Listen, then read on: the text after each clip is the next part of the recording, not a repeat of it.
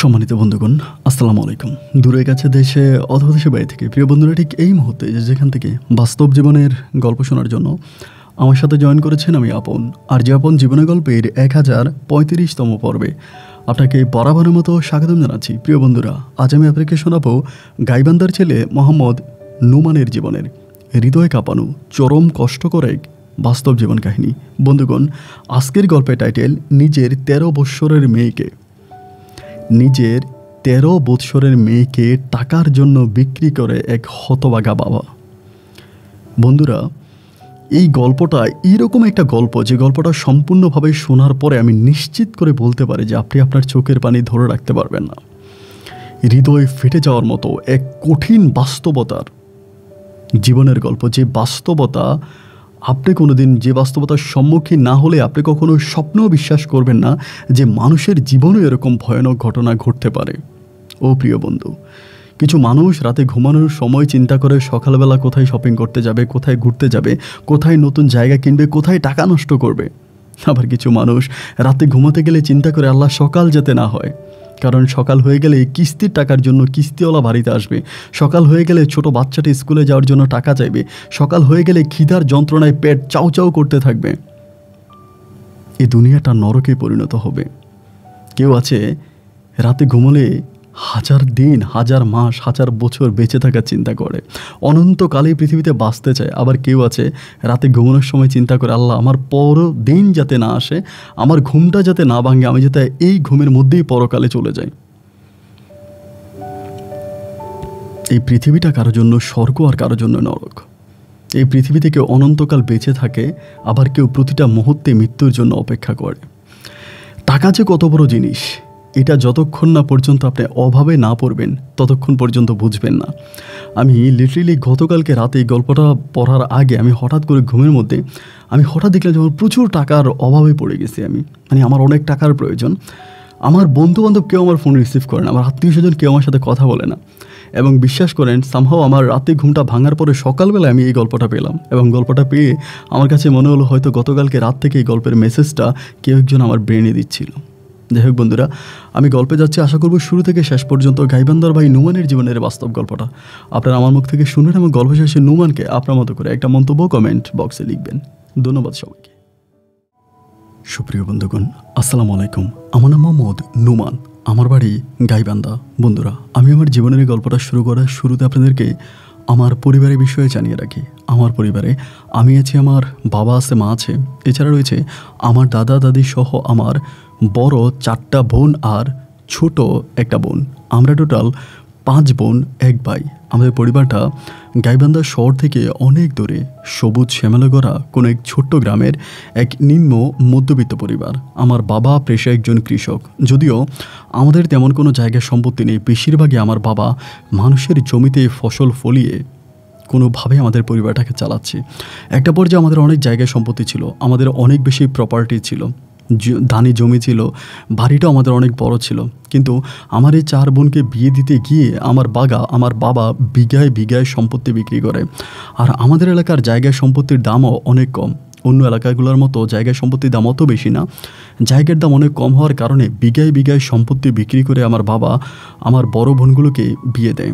ছোটোবেলা থেকে আমার মেধাশক্তি অনেক ভালো ছিল, আমি ভালোভাবেই পড়াশোনা করতাম। একটা সময় আমি এসএসসির গণ্ডি পার করি। এসএসসি পাশ হওয়ার পরপরই আমার বড় যে 4টা বোন ছিল, আমার 4টা বোনেরই বিয়ে হয়ে যায়। সেই মুহূর্তে আমি চিন্তাভাবনা করলাম যে আমি পড়াশোনা ছেড়ে দিব। আসলে আরও পড়াশোনা করতে হলে তো আরও বেশি টাকার প্রয়োজন, কিন্তু এত টাকা আমাকে কে দিবে? আমার কিছু বন্ধুবান্ধব আমাকে তখন উপদেশ দিল যে তুই তো কলেজে পড়তেছিস, এবং কলেজে পড়া অবস্থায় তুই চাইলে পড়াশোনার পাশাপাশি কিছু করতেও পারবি। এবং তারা তখন আমাকে আইডিয়া দিল যে বাচ্চা পড়ানোর জন্য, মানে টিউশনি করার জন্য। তো আমাদের এলাকাটা অতটা বেশি উন্নত ছিল না, মানে এত বেশি উন্নত ছিল না যে অনেক বাচ্চারা আছে তারা প্রাইভেট পড়বে বা প্রাইভেট পড়ায়, এরকম কোনো বিষয় নেই। জাস্ট কিছু বাচ্চা স্কুলে পড়াশোনা ওই স্কুলের মধ্যেই সীমাবদ্ধ। এরপরেও কিছু মোটামুটি বিত্তশালী পরিবারের ছেলেমেয়েরা আছে, আমি তাদেরকে পড়াইতাম, এবং পড়িয়ে আমি যে টাকা উপার্জন করতাম তা দিয়ে কোনোভাবে আমার পড়াশোনার খরচটাই হতো। পরিবারের জন্য কোনো টাকা পয়সা দেওয়া বা পরিবারের জন্য কোনো সাহায্য সহযোগিতা করা, এটা আমার দ্বারাই হতো না। এরই মাঝে ছোট একটা বোন আছে, এই বোনটাও পড়াশোনা করতো। এভাবে সময়গুলো কাটতে কাটতে একটা পর্যায়ে আমি ইন্টারমিডিয়েট পরীক্ষা দিই, এবং ইন্টার পরীক্ষা দেওয়ার পরেও আমার রেজাল্টটা অত্যাধিক ভালো হয়। ইন্টারমিডিয়েট রেজাল্ট ভালো হবার পরে আমি তখন চিন্তা করতেছিলাম কোথায় যাব। সেই সময় আমাদের এক বড় ভাই নাম হচ্ছে কবির ভাই, উনি ঢাকায় থাকতো এবং কবির ভাই একটা কোম্পানিতে চাকরি করতো। তো তিনি আমাকে বলল যে চলে আয়, ঢাকায় চলে আয় এবং ঢাকায় এসে ইউনিভার্সিটিতে ভর্তি হও এবং তার পাশাপাশি হচ্ছে কোনো একটা চাকরি বাকরি করে পরিবারকেও টাকা পয়সা দিতে পারবি এবং নিজের পড়াশোনাটাও কন্টিনিউ করতে পারবি। কবির ভাই আমাকে এই কথাটা বলার পরে আমি তখন চিন্তাভাবনা করলাম যে ঠিক আছে, তো আমি রাজধানী ঢাকায় চলে যাব। এই প্রথম আমার ঢাকায় আসা। এর আগে আমি আর কখনোই ঢাকা আসি নাই। সত্যিকার অর্থে এটা কেউ বিশ্বাস করতেই চাইবে না যে কলেজ জীবন শেষ করে ফেলেছি, আজ পর্যন্ত আমি একটাবারের জন্য ঢাকায় যাইনি। তো যাই হোক, আমার ঢাকায় আসা এবং ঢাকায় আসার পর আমি খুব অবাক হয়ে গেলাম যে ঢাকা শহর দেখতে এত সুন্দর, টিভির পর্দায় ছাড়া বাস্তবে দেখি নাই। এই প্রথম রাজধানী ঢাকা আমার দেখা এবং দুনয়ন ভরে ঢাকা শহর দেখে আমার অন্তরটা ঠান্ডা হয়ে গেল। রাতের ওই ঝলমল চিকিমিকি বাতি এবং মানুষের বসতি সব কিছু মিলিয়ে আমার কাছে মনে হলো যেন ঢাকা শহরটা আমার কাছে স্বর্গের রাজ্য। আমার দৃষ্টিতে এটাই যেন আমার স্বর্গ। ঢাকাতে আসার পরে আমি তখন কবির ভাইয়ের সাথে যোগাযোগ করে যে উনি আমাকে ওনার বাসায় আনে এবং আনার পরে চিন্তা করলাম যে ভাই কী করা যায়। উনি আমাকে বললো, দেখ আমার অফিসে তো এখন আর লোক লাগতেছে না, আমি অফিসে কথাবার্তা বলেছি, তো ওনারা এখন লোক নেবে না, তো ঠিক আছে আমি তোকে অন্য কোনো কোম্পানিতে পাঠাবো এবং সেখানে তোর চাকরি হবে। এরপর থেকেই কবির ভাই আমাকে নতুন করে কোম্পানিতে পাঠাতে শুরু করে। এই জায়গায় গেলে এই কন্ডিশন, ও জায়গায় গেলে ওই কন্ডিশন, মানে কোনো জায়গায় গেলে দেখা যায় ওদের একটা এনজিওর মতো কোম্পানি আসছে, আগে 15,000 টাকা দিয়ে ওদের ওই কোম্পানিতে জয়েন করতে হবে, এরপরে চাকরি হবে। আর সরকারি চাকরি তো চিন্তাই করা যায় না, মানে ইন্টারমিডিয়েট পাস করছি মাত্র। এরকমভাবে ভাই আমি প্রায় 15-20 দিনের মতো রাজধানী ঢাকার অলিতে গলিতে চাকরির সন্ধানে ঘুরতে থাকি। পায়ের জুতো ক্ষয় হয়ে গেছে, কিন্তু চাকরির কোনো সন্ধান আমার হয়নি। আমি তখন চিন্তা করলাম যে কীভাবে জীবন কাটবে, এভাবে তো জীবন কাটতে পারে না। প্রচণ্ড রকমের অভাব অনটনের মাঝে আমার দিনগুলো কাটতে থাকে। কান্নাকাটি করি, আল্লাহর কাছে প্রার্থনা করি যে আল্লাহ কীভাবে এটা থেকে রক্ষা পাবো এবং কীভাবে আল্লাহ তুমি আমাকে একটা সুদিন দেখাবা, একটা ভালো দিন দেখাবা। প্রায় 20 দিনের মতো অতিবাহিত হয়ে গেল।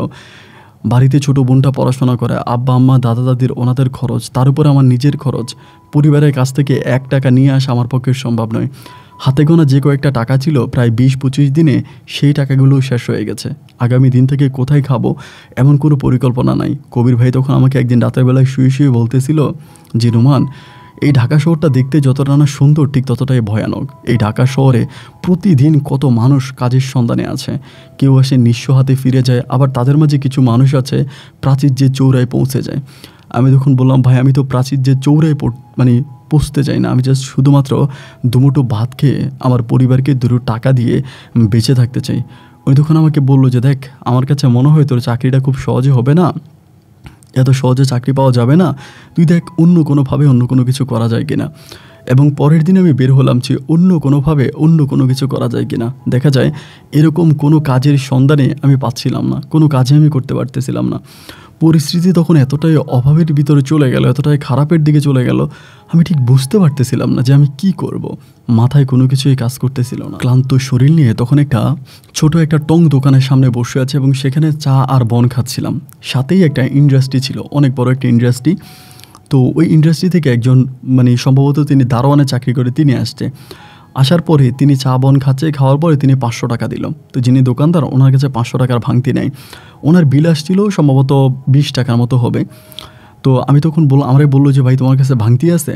হ্যাঁ, আমি বললাম 500 টাকা আমার কাছে থাকলে আমি তো ঢাকার রাজা হয়ে যেতাম। এই কথাটা বলার পর লোকটা তখন হাসি দিল। হাসি দিয়ে সে বললো ঠিক আছে বাকির খাতায় লিখে রাখ, আমি পরে দিব। এই বলে উনি তখন ইন্ডাস্ট্রিতে চলে গেল। তো আমি কেন জানি চা খাওয়ার পরে দীর্ঘ প্রায় অনেকক্ষণ পরে ওখানে বসে আছি, অনেকক্ষণ পর্যন্ত বসে আছি। প্রায় ঘন্টা 2 পরে এই লোকটা আবারও আসছে, সিকিউরিটি গার্ডটা আবারও আসছে। আসার পর ওই লোকটাকে টাকা দিয়ে দিল, ওনার যে ভাঙতি যে টাকার চা বন খাইলে ওই টাকাটা দিল। দেওয়ার পর আমারে বলতেছে কী ব্যাপার ভাই, আপনি এখনও বসে আছেন? আমি বললাম ভাই বসে থাকা ছাড়াও তো আমার কোনো কাজ নাই। পরে আমাকে বলে কি বলেন, এই শহরে মানুষ কত ব্যস্ত, মানুষ কত পরিশ্রম করে, টাকা ইনকাম করে, 1 মিনিট বসার সময় নেয়, আর আপনি বলতেছেন যে আপনি বসা ছাড়া আর কোনো কাজই নাই। কথাটা কেমন হয়ে গেল না? আমি তখন বললাম যে না ভাই, কথাটা কেমন হয়নি, কথাটা ঠিকই আছে, আসলেই আমার কোনো কাজ নাই, এই শহরে আমি সম্পূর্ণ বেকার একটা ছেলে। তা আমাকে বলতেছে কেন বেকার, কেন আপনি কোনো কিছু করেন না? আমি তখন বললাম, না ভাই কিছু করি না, আমার বাড়ি গাইবান্ধা, আজকে প্রায় 1 মাস অতিবাহিত হয়ে গেল, আমি ঢাকায় আসছি একটা কাজের সন্ধানে, কিন্তু কোথাও কোনো কাজ পাই না, কেউ আমাকে তেমন কোনো কাজও দেয় না, প্রচণ্ড অভাব অনটনে আমার দিনগুলো কাটতেছে। উনি তখন আমাকে বললো সিকিউরিটি গার্ডে চাকরি করবেন, এরকম করে হঠাৎ করে অফারটা করলো। এই প্রথম মনে হয় কোনো একটা ব্যক্তি এই ব্যস্ত শহর ঢাকাতে আসার পরে আমাকে সরাসরি একটা কাজের সন্ধান দিচ্ছে বা কাজের কথা বলতেছে। আমি তখন বললাম, ভাই সিকিউরিটি চাকরি কেন, আপনি আমাকে যেই চাকরি করতে বলবেন আমি সেই চাকরি করার জন্য রাজি আছি, কারণ আমার পেটে ভাত নাই, মাথা ভরা টেনশন, আমার জীবনটা বড় দুর্বিষহ জীবনে পরিণত হয়েছে। যদি কোনো একটা কাজের সন্ধান পাই তবে নিজের জীবনটাকে ধন্য মনে করব। ওই তখন আমাকে বললো যে ঠিক আছে, আপনি একটা কাজ করেন, আপনি 5টার দিকে আমাদের অফিসে আসেন, 5টার দিকে আমাদের অফিসে বস আসবে। তো আমাদের মানে ওই যে ওনাদের যখন শিফট চেঞ্জ হয় 5টা বাজে, নতুন শিফটে লোক ঢুকে, তো ওইখানে নাকি ওনাদের একজন লোক আছে, তার সাথে কথা বলে নাকি চাকরি হবে। তো আমাকে বললো আপনি 5টা বাজে আসেন। তো আমি বললাম যে আচ্ছা ঠিক আছে। পরে আমি এখান থেকে চলে গেলাম, বাসায় গেলাম। বাসায় যাওয়ার পর দেখলাম যে কবির ভাই তখন অফিসে, উনি আসে নাই। আমার তখন রান্নাবান্না করাও ছিল না, মানে খুব ক্ষুধার্ত অবস্থায় তখন শুয়ে পেলাম আর কি। 4:30টার দিকে বের হয়েছে, বাসা থেকে বের হয়ে হাঁটতে হাঁটতে ওনার মানে ওই কারখানার সামনে আসছি। আনার পরে দেখলাম যে ওই লোকটা আছে, আমাকে দেখছে। উনি দেখার পর ভিতরে ডাক দিয়ে বলতেছে, নোমান ভাই আমার স্যার তো আসবে, আপনি একটু বসেন। তো অনেকক্ষণ বসেছিলাম, প্রায় 5:30টার দিকে ওনার স্যার আসছে মোটর সাইকেলে করে। আসার পরে উনি তখন আমাকে নিয়ে গেল অফিস কক্ষের ভিতরে, নিয়ে যা বললো যে স্যার এই ছেলেটা বাড়ি গাইবান্ধা, তা একটু অভাবে পড়ে এখানের জন্য আসছে, ইন্টারমিডিয়েট পাস করছে, মানে কলেজ জীবন শেষ করছে, তা এখন সিকিউরিটি গার্ডে চাকরি করতে আসছে, তা যদি স্যার একটা চাকরি দিতেন ভালো হইতো। তো ওই স্যার শোনা মাত্রই মানে ওই লোকটাকে বলতেছে, তুমি কি বেটা পাগল হয়ে গেছো, সে ইন্টারমিডিয়েট পাস করছে, সে কি দারোয়ানে চাকরি করবে? আমি তখন বললাম যে স্যার আমি করব। পরে বলে, করবা তো ঠিক আছে, এখন বিপদে পড়ছো, ঠেলায় পড়ছো, কয়েকদিন করবা, এরপরে ভালো কোনো চাকরি বাইরে ছেলে চলে যাবা। তো তোমাদের মতো লোকদের জন্য আমাদের সিনিয়রদের অনেক সমস্যা হয়। আমি তখন বললাম, স্যার আপনি ভুল বুঝতেছেন, আমি আসলে যাব না, আপনি যতই বলেন আমি যাব না, আমি এখানে চাকরি করব, আমার যতই কষ্ট হোক আমি এখানে কাজ করব।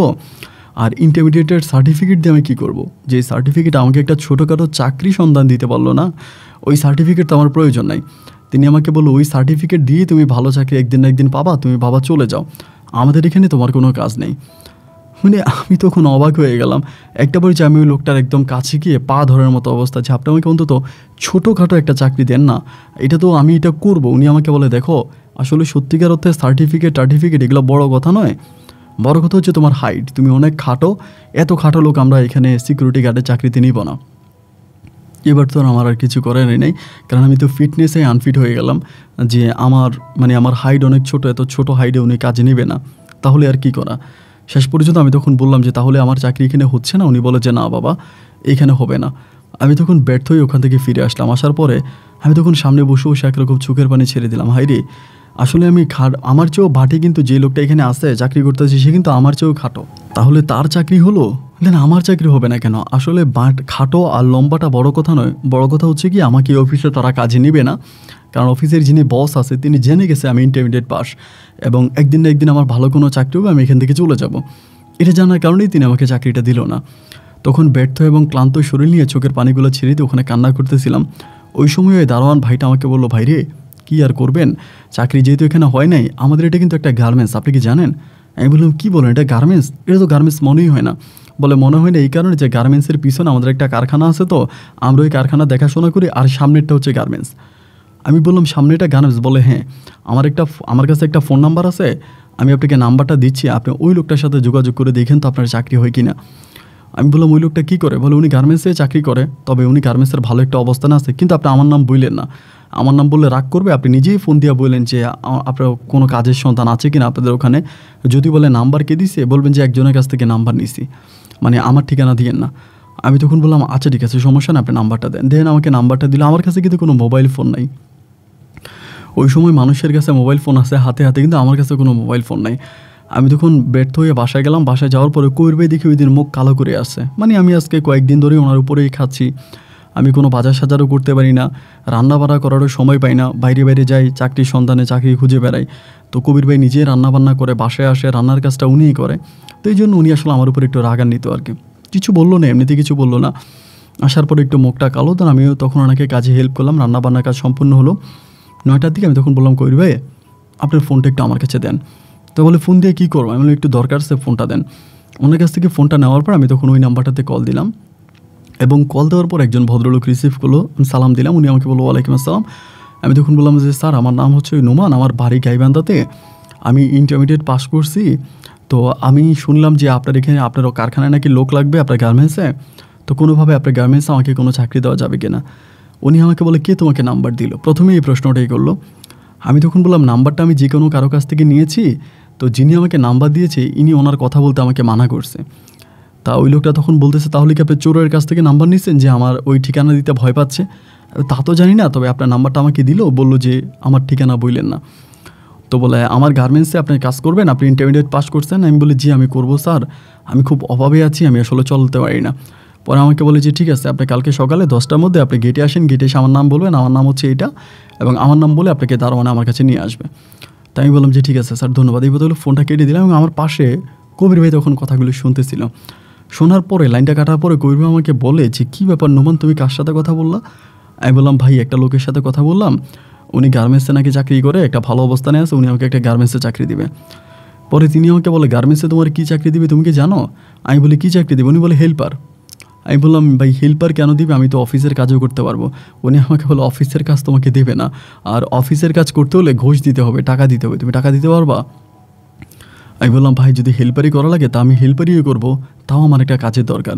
উনি তখন খুব দুঃখ করে আমাকে বললো আসলে এই সমাজে পড়াশোনা না করে যদি তুমি গ্রামে রিক্সাও চালাইতা তাহলে ঢাকা শহর আসার পরে কোনো একটা রিক্সার গ্যারেজে তোমার চাকরি হয়ে যাইত, অথচ তুমি পড়াশোনা করলা, এই পড়াশোনা তোমার কোনো কাজেই আসলো না। আমি তখন কবির ভাইকে দুঃখ করে বললাম ভাই কাজে তো আসেই নাই, বরং আরও ক্ষতি করছে। আমি একটা সিকিউরিটি চাকরি পাইতাম, বেতনও ভালো ছিল, সুবিধাও ভালো ছিল, কিন্তু ইন্টারমিডিয়েট পাস জানার পরে ওই সিকিউরিটি চাকরিটা আমার আর হয়নি। আমি তখন বলো দুঃখ করো না, আল্লাহ মানুষকে পরীক্ষা করে অভাব দিয়ে, তুমি মন খারাপ করো না, একদিন তোমার সুদিন অবশ্যই আসবে। এরকম করে দুই ভাই গল্প গুজব করে দেন রাতের বেলা তখন ঘুমিয়ে পড়লাম, ঘুমিয়ে গেছি। এবং সকালে ঘুম থেকে ওঠার পরে ফ্রেশ ট্রেশ হই, ঘরে তো কোনো নাস্তা নাই, কবির ভাই সকালে চলে গেছে অফিসে। আমি তখন উঠে তখন ভাইরে একদম ক্ষিধার্ত অবস্থায় একদম শুকনা মুখ নিয়ে তখন ওই অফিসের দিকে গেলাম। এবং অফিসে যাওয়ার পরে দারোয়ানকে আমি তখন ওনার নাম বললাম, বলার পর আমাকে ওনার অফিসে নিয়ে গেল। আমি সালাম দিয়ে বললাম যে স্যার কালকে রাতে আপনার সাথে কথা হয়েছে, আমার নাম নুমান, আমার বাড়ি গাইবান্ধা। পরে বললো ও আচ্ছা হ্যাঁ নুমান ঠিক আছে, তুমি কি কাজ করবা, কি কাজ তুমি পারো?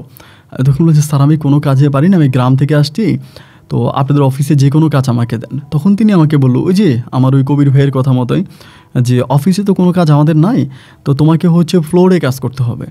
তাই আমি বললাম যে ফ্লোরে কী কাজ? উনি বলে এই যে তুমি যদি চাও তুমি মানে চেকিং কাজ করতে পারো, অথবা আমাকে কয়েকটা সাইডের কথা বলো গার্মেন্টসে। আমি তখন বললাম যে ভাই আমি তো কোনো কাজই কোনো সময় করি নাই, আমার তো অভিজ্ঞতা নেই। উনি আমাকে বলে হেল্পারি করতে পারবা? আমি বললাম যে জি ভাই পারবো। তা বলে ঠিক আছে তোমার আইডি কার্ডটার কিছু আছে? আমি কিন্তু সব কিছু নিয়ে গেছি সাথে করে। তো আমার ডকুমেন্টগুলো সব কিছু দিলাম, দেওয়ার পরে বললো যাও কাজে লেগে যাও। তো সর্বপ্রথমে কাজে গেলাম, এবং কাজে যাওয়ার পরে এমন একটা লোকের আন্ডারে আমাকে কাজ দিল ভাই, মানে আমি তো হেল্পার আর কি, মানে একজন অপারেটরের পিছনে কাজ করতেছি। তো যিনি গার্মেন্টসের অপারেটর ভাই, সে আমার সাথে এমন ব্যবহার করতেছে, ওই নিজের নামটাও লিখতে পারে না, মানে মোবাইলে একটা নাম্বার সেভ করতে পারে না, মানে যাই হোক, মানে একেবারেই যেটা বলে যে মানে একেবারে গব টাইপের একজন লোক। সে আমাকে ধমক দেয়, এই বেটা এটা এমনি কর, ওইটা এমনি কর, কিন্তু ওইখানে তো সে আমার ওস্তাদ বা সে আমার গুরু। তো মাঝে মাঝে চিন্তা করি যে পড়াশোনাটা কেন করলাম, যদি পড়াশোনাটাই না করতাম তাহলেই হয়তো ভালো হইতো। পড়াশোনা না করে ছোটোবেলায় গার্মেন্টসে চাকরি করলে আজকে গার্মেন্টসের PM GM হয়ে যেতে পারতাম। মন খারাপ করি, কান্নাকাটি করি, কিন্তু মন খারাপ আর কান্নাকাটি তো কোনো কাজে আসবে না। এরকম করেই তখন দুঃখ, কষ্ট আর যন্ত্রণার মাঝে আমার সময়গুলো পার হতে থাকে, এবং আল্লাহর কাছে প্রার্থনা করতে থাকি যে আল্লাহ পরিবার তো অনেক অভাবে আছে, ছোট একটা বোন আছে, বাবা আছে, মা আছে, অন্তত এদের মুখে হাসি ফোটানোর জন্য হলেও আমি যাতে কম সময় অপারেটরটা হয়ে যেতে পারি। কিন্তু যিনি আমার অপারেটর আছে, যার আন্ডারে আমি কাজ করি, সে এতটাই চালাক, কোনোভাবেই কোনো কাজ করতে আমাকে দেয় না। ধরেন কোনো একটা কাজ আমি করতে যাব বা কোনো একটা কাজের আমার একটু অগ্রসর হব কিন্তু উনি আমাকে এটা করতে দেয় না, মানে আমাকে সবসময় হেল্পার উনি বানায় রাখতেছে। তো আমিও হেল্পার হিসাবে কাজ করতেছি, কি আর করা, কিছু তো করার নাই। এইভাবে সময়গুলো কাটতে কাটতে বেশ কয়েকটা মাস কেটে গেল, আমি আর হেল্পারি থেকে কোনো প্রমোশন পাইলাম না। মাসে মাসে টাকা পাচ্ছি, অল্প কয়েক টাকা পাইতেছি, নিজে থেকে খেয়ে বাকি টাকা পরিবারের জন্য পাঠাইতেছি। এবং কবির ভাইও মোটামুটি উনিও চেষ্টা করতেছে ওনার জায়গায় দাঁড়িয়ে যে কোনো একটা ভালো ব্যবস্থা করা যায় কিনা, তো উনিও আসলে তেমন কিছু আমাকে করতে পারে না। তো পড়াশোনার কথা বললে গেলে হাসি পাবে, কারণ হচ্ছে যেখানে দুমুঠো পেটের দুটো ভাতে জোগাড় করতে পারি না, সেখানে পড়াশোনা তো দূরের কথা। আমি তখন পরিপূর্ণভাবে একজন গার্মেন্টস কর্মী হয়ে গেলাম। গার্মেন্টসে চাকরি করতেছি, মাস শেষে বেতন পাচ্ছি, পরিবারের জন্য টাকা পাঠাচ্ছি, এবং এইভাবেই আমার দিনগুলো কাটতেছে এবং রাতগুলো কাটতেছে। এমন করে অনেকগুলো দিন আমার কেটে গেল, মানে প্রায় বৎসরের মতো কেটে গেল, কিন্তু আমার জীবনের কোনো উন্নতি ঘটলো না। এরই মাঝে বৎসরখানেক পরে আমার বোনের বিয়ে। তা বোনের বিয়ে আমাকে কিন্তু আবার আমার অপারেটর আমাকে যেমনই দেখুক, কিন্তু আমাদের ফ্লোরে যে অন্য মানুষটা ছিল তারা অনেকে আমাকে ভালোবাসতো। অনেকেই ধরেন ইংলিশে কোনো কিছু লেখা লাগলে বা কোনো ফর্ম পূরণ করা লাগলে বা লেখাপড়ার কোনো কাজ হলে সবাই আমাকে দিয়ে করাইতো। আবার অফিসের মাঝে মাঝে যারা বস ছিল এরা আমাকে অফিসে ডেকে নিয়ে মাঝে মাঝে টুকিটাকি কাজ করে, তো অফিসিয়াল যে কাজগুলো এগুলো আমাকে দেওয়া করাইতো, আমি কাজ করতাম। এই জন্য দেখা যায় অফিসের লোক বা আমার ফ্লোরের লোক তা সবাই আমাকে অনেক ভালোবাসে, সবার সাথে আমার খুব ভালো একটা সম্পর্ক। অ্যান্ড একটা পর্যায়ে দেখা গেল এরকম করতে করতে আমার ছোটো বোনের বিয়েটা ঠিক হয়ে গেছে পরিবারে। তা ছোটো বোনের বিয়ে ঠিক হয়েছে, তখন এরকম একটা অবস্থা যে আমার হাতে কোনো টাকা পয়সা নাই। আমি তখন খুব মন খারাপ করতেছি, তো অনেকের কাছে বলি গার্মেন্টসে যে ভাই আমাকে কিছু টাকা ধার দিবা, আমার ছোটো বোনটার বিয়ে যদি একটু উপকার করো। এরকম করে অনেকের সাথে কথা বলতে বলতে বিষয়টা যখন সবাই জেনে গেল যে আমার বোনের বিয়ে, তা নুমানের বোনের বিয়ে, এটা পুরো ফ্লোরে জানাজানি হয়ে গেছে। তো সবাই তখন সাহায্য করতে শুরু করলো, কেউ 50 টাকা, কেউ 100 টাকা, কেউ 500 টাকা, কেউ 200 টাকা, কেউ 1000 টাকা, এরকম করে করে দিল। ভাই আপনি বিশ্বাস করবেন আমার প্রায় 35,000 টাকার মতো আমার হয়ে গেছে। মানে আমাদের first floor, second floor, third floor সবাই মিলে আমাকে টাকা দিয়েছে, প্রায় 35-40,000 টাকার কাছাকাছি হয়েছে। আবার অফিসের স্যারেরা জানতে পারছে যে আমার বোনের বিয়ে, তা অফিসের স্যারেরাও আমাকে অনেকেই হেল্প করছে, অনেকে টাকা টুকা দিছে। তো ওই টাকাগুলো দিয়ে আমার একদম ছোটো যে বোনটার ওই বোনের বিয়েটা মোটামুটি সম্পূর্ণভাবে বোনের বিয়েটা হয়ে গেল। এবং বোনের বিয়েটা হয়ে যাওয়ার পরে তখন আর আমার মাঝে আর কোনো টেনশন নাই, কোনো ডিপ্রেশন নাই। আলহামদুলিল্লাহ সব কিছু খুব ভালোভাবেই চলতেছে এবং আল্লাহ তাআলার কাছে আমি শুকরিয়া যে তিনি আমাকে এই পর্যন্ত সুস্থ শরীর রেখেছে বলে আমি 2 টাকা ইনকাম করতে পারতেছি এবং পরিবারকে সাহায্য করতে পারতেছি। এমন করেই একদিন হলো কি, আমি গার্মেন্টস থেকে বের হয়েছি আপনার প্রায় 5:30টার দিকে। 5:30টার দিকে গার্মেন্টস থেকে বের হওয়ার পরে আমি হঠাৎ করে দেখলাম যে প্রচুর পরিমাণের হট্টগোল হইতেছে। মানে আমাদের গার্মেন্টসের সামনের দিকটায় কোণার দিকে একটা মোটামুটি বয়স্কই হবে একটা লোককে অনেকে মারতেছে, মানে থাপ্পড় দিতেছে, ঘুষি মারতেছে, এমন একটা অবস্থা। তো লোকটার দিকে যখন সবাই অনেক তেড়ে যাইতেছে, মারার চেষ্টা করতেছে, আমি তখন আস্তে আস্তে কাছে গেলাম, কাছে গিয়ে বললাম যে ভাই কী হয়েছে। এবং ওই লোকটাও দেখলাম মানে কথা বলতেছে, তার ভাষাটাও যেন আমাদের রংপুর গাইবান্ধার ওই দিকের ভাষা, মানে ওই দিকের ভাষায় কথা বলতেছে। পরে আমি গিয়ে ধরছি, ভাই কী হয়েছে, বলে এই বেটা এই একটা বন্ড, একটা প্রতারকে হাতের মধ্যে প্লাস্টার করে হাতের মধ্যে সাদা কাপড় পেঁচিয়ে ও ভিক্ষা করে, ওর নাকি হাত ভাঙা, হাত কাটা, এরপরে এই লোকটা প্রতারক, এরপরে বলে চোখে দেখতে পায় না, সবই মিথ্যা কথা, এ ভালো। মানে উনি ছদ্মবেশে ভিক্ষা করতেছে, এই জন্য তখন ওখানকার লোকেরা ওনাকে আটকাইছে। আমি তখন বললাম যে ভাই আপনারা যাই বলেন বা যেটাই বলেন, লোকটা তো আসলে একটু গরিব এবং অসহায়, এটা চিন্তা করে না হয় লোকটার আপনারা ছেড়ে দেন, এরকমভাবে লোকটার উপরে আপনারা টর্চার করেন না। তো এটা বলার পরে সবাই তখন আমার কথা শোনার পরে লোকটাকে ছেড়ে দিল। ছেড়ে দেওয়ার পরে আমি তখন ওনারা বললাম যে কাকা আপনি এদিকে আসেন, কাছে ডাকলাম। ডাকার পরে আপনার নাম কি, বলে আমার নাম খোরশেদ আলম। তো আমি বললাম যে বাবা আপনার নাম খোরশেদ আলম, আপনি তো আমার বাবার বয়সে একজন লোক হবেন, কিন্তু আপনি এই বয়সে ভিক্ষা করতেছেন কেন, আপনার ছেলে মেয়ে কেউ নাই? বলে না আমার তেমন কেউই নাই, আমি এই শহরে একাই। পরে আমি বললাম যে আপনার মতো বয়সের লোকেরা মানে অনেক ধরনের চাকরি বাকরি করতে পারে, বা আপনি তো চাইলে কোনো টুকিটাকি কাজও করতে পারেন, আপনি ভিক্ষাটা করেন কেন? মানে ওনাকে আমি সাইডে নিয়ে ধারা করে কোনো জায়গায় দাঁড়িয়ে কথা বলতেছি। তো ওই কথাটা বলা মাত্র উনি দেখলাম কেমন জানি মানে বসে যাচ্ছে, দাঁড়িয়ে থাকতে পারতেছে না।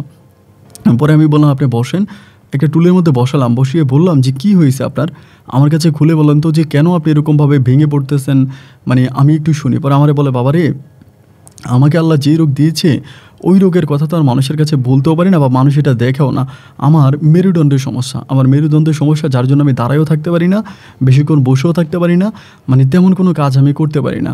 তো যার জন্য দেখা যায় ভিক্ষা ছাড়া আমার কাছে আর কোনো উপায় নেই। আর ভিক্ষা তো মানুষ যেটা চোখে দেখে মানুষ তখনই ভিক্ষা দেয়।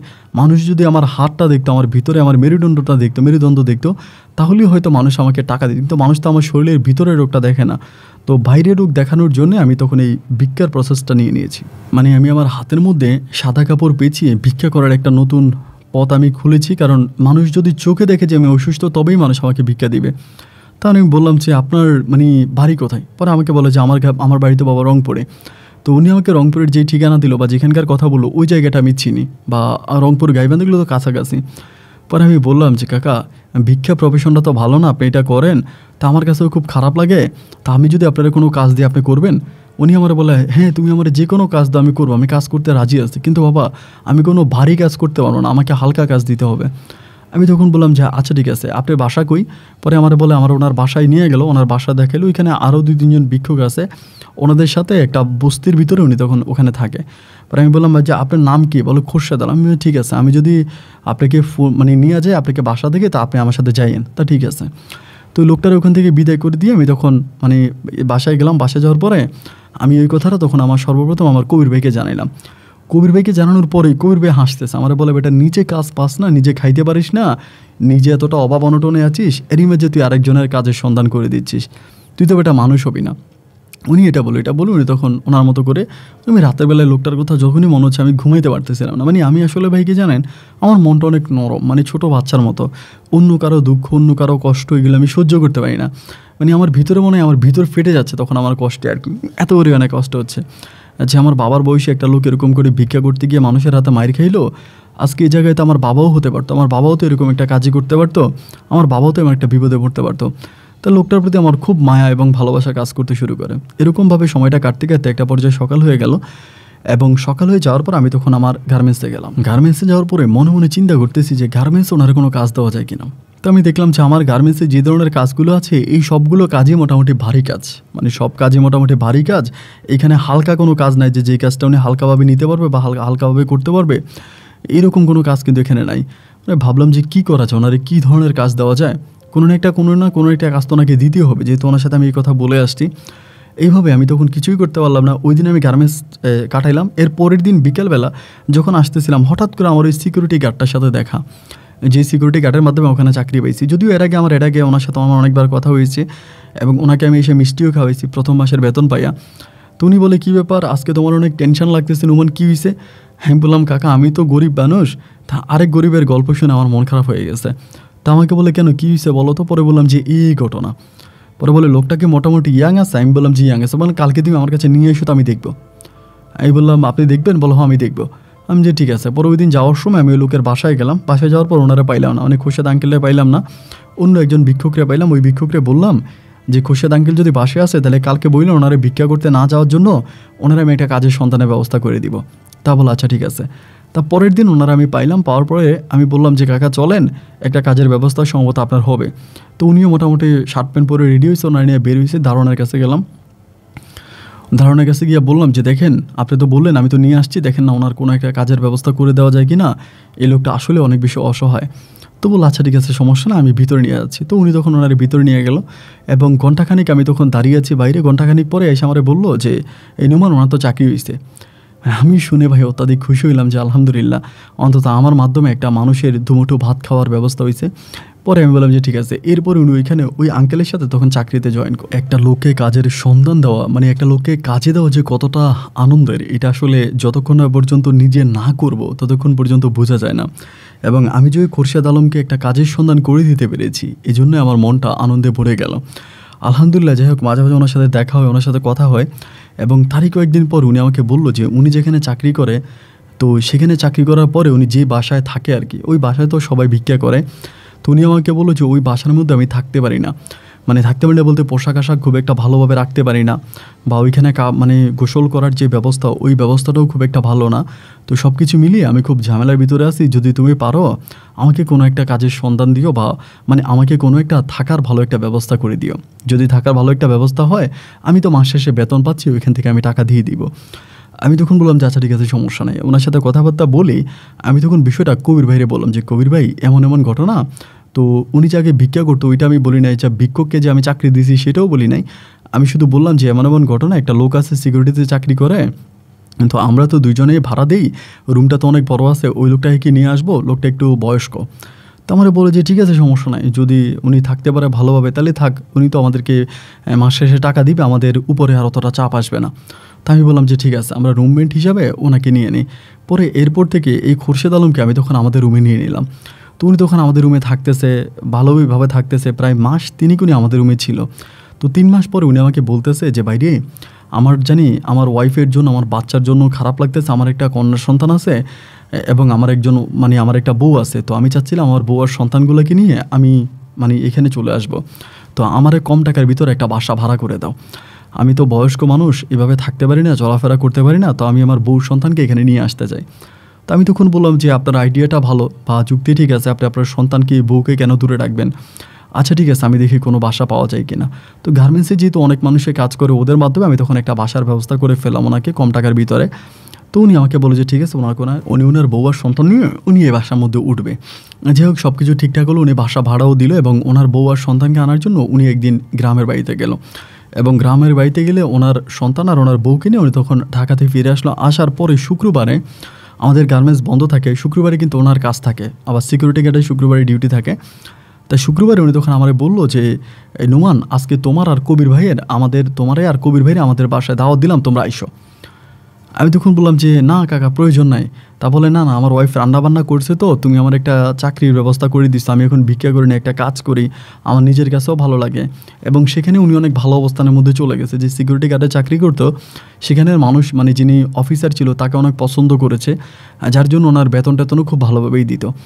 তো পরে শুক্রবারে আমি আর ভাই, মানে কবির ভাই, তখন জুমার নামাজে গেলাম। জুমার নামাজ পড়ে আসার পরে দেন ওনার বাসায় গেলাম, যে উনি যেহেতু দাওয়াত করছে, তো ওনার বাসায় গেলাম। বাসায় গিয়ে আমরা দুজনেই খাওয়া দাওয়া করলাম এবং খাওয়া দাওয়া শেষ করার পরে হঠাৎ করে ওনার 13 বছরের মতো হবে এরকম একটা মেয়ে, বয়স এরকম হবে 13 বছর, মেয়েটাকে দেখলাম। দেখার পর আমাকে অবাক হয়ে গেলাম যে খুবই সুন্দরী একটা মেয়ে, মানে গ্রামের মেয়ে, তো মানে গ্রামের পোশাক আশাক পরে আছে, বাট খুবই সুন্দর লাগতেছে, মানে খুবই কিউট চেহারা। তো আমি তখন বললাম যে খোরশেদ কাকা, এটা কে? বলে এটা আমার মেয়ে। আমার তো মেয়ে একটা, আমার মেয়ে। আমি তখন বললাম যে আপনার নাম কে? বলে আমার নাম পড়শি। আমি তখন বললাম বাহ, মাশাআল্লাহ, খুব সুন্দর নাম। তাই আমি বললাম একটা কাজ করেন, স্কুলে ভর্তি করাই দেন, এখানে কোনো স্কুল আছে কি না, কোনো একটা জায়গায় ভর্তি করাই দেন, পড়াশোনা করুক।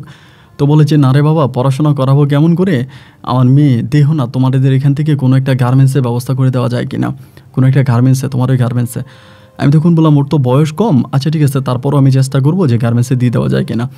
পরে আমি কিন্তু ওইখান থেকে আপনার মোটামুটি প্রায় গার্মেন্টসের অপারেটর হয়েই যাই, অপারেটরের কাজ করি ওই সময়। তো এরপর আমি তখন আমার পাশের জনের সাথে কথা বলি, মানে সুপারভাইজারের সাথে কথাবার্তা বলার পরে সুপারভাইজার বললো বয়স কম তো, আচ্ছা ঠিক আছে, নিয়ে আইসো, দেখি কাজ করতে পারি কিনা। পরে একদিন আমি পরিসরে নিয়ে গেলাম, নিয়ে যাওয়ার পরে সুপারভাইজারকে দেখাইলাম। সুপারভাইজার দেখে পছন্দ করে ফেলছে।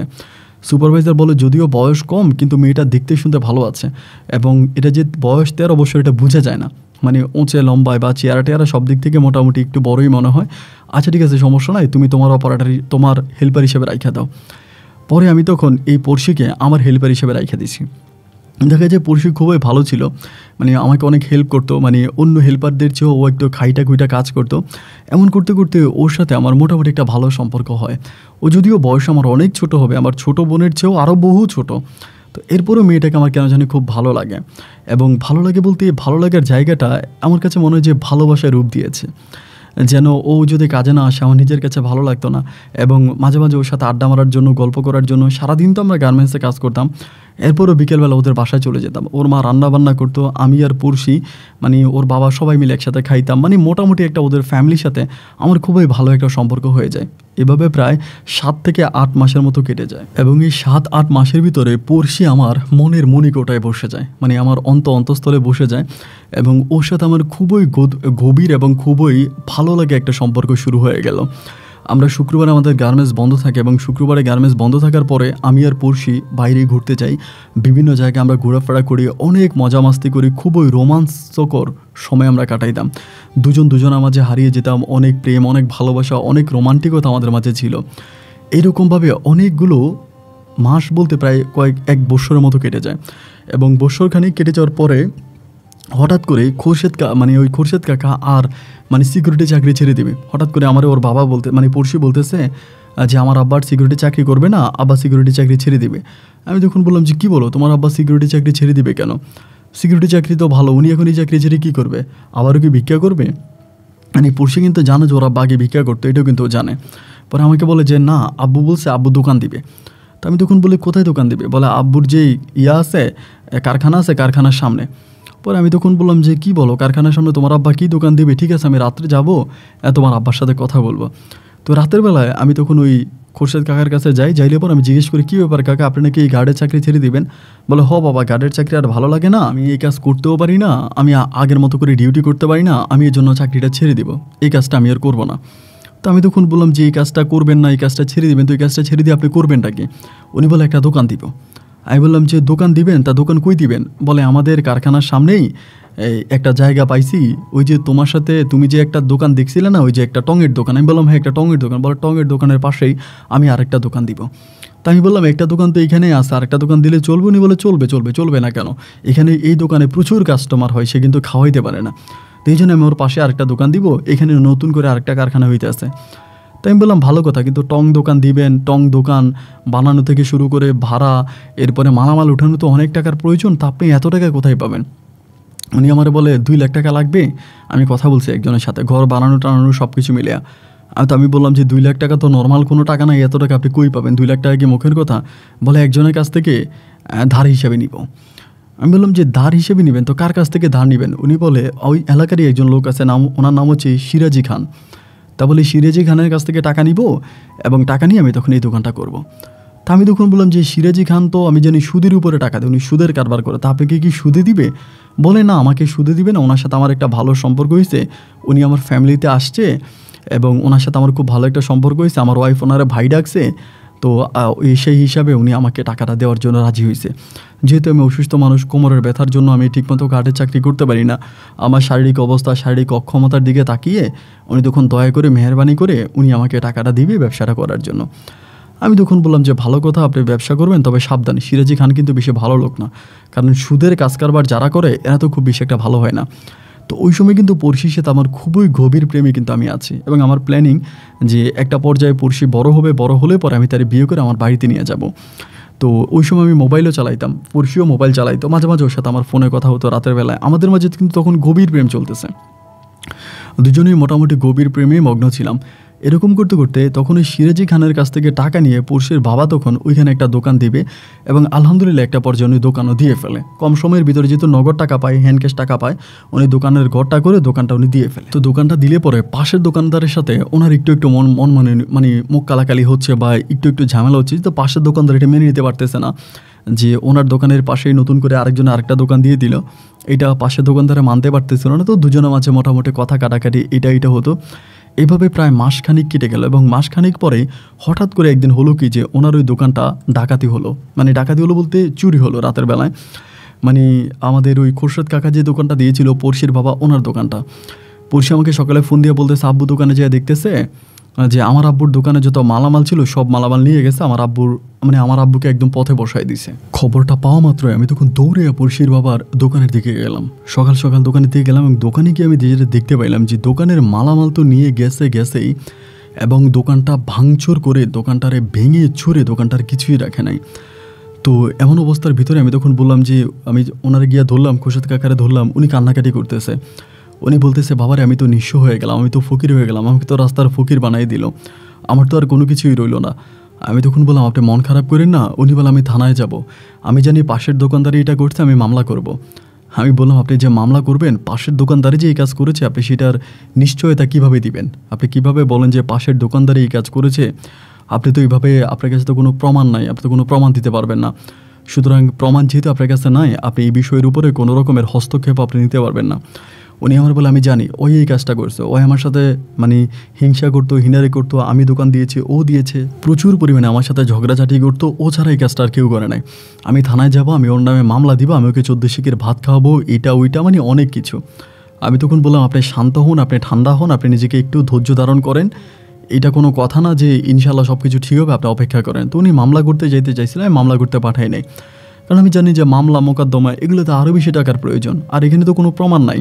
এই জায়গাটার মধ্যে তো কোনো সিসি ক্যামেরাও না যে কে দোকান লুট করলো, ওই দোকানের মালকে নিয়ে গেল, এটা ছোট একটা রাস্তার পাশের দোকান, তো এটা আমি প্রমাণটা কই পাবো?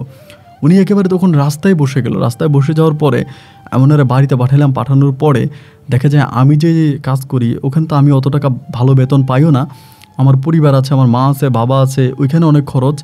এরপরও আমার খরচের থেকে আমি মোটামুটি যতটুকু পারতেছি অতটুকু আমি ওনাকে দিচ্ছি, এবং পড়শিরও তো একটা বেতন আছে, ওই বেতনের টাকা দিয়ে পড়শির টাকা এবং আমার টাকা টুকে মিলিয়ে আমি খোরশেদ কাকাকে দিতেছি, এবং বললাম যে আপনি মন খারাপ করেন না, আল্লাহ অবশ্যই সহায়ক, আল্লাহ আপনাকে সাহায্য করবে এবং আপনি সব কিছু থেকে বেরোতে পারবেন।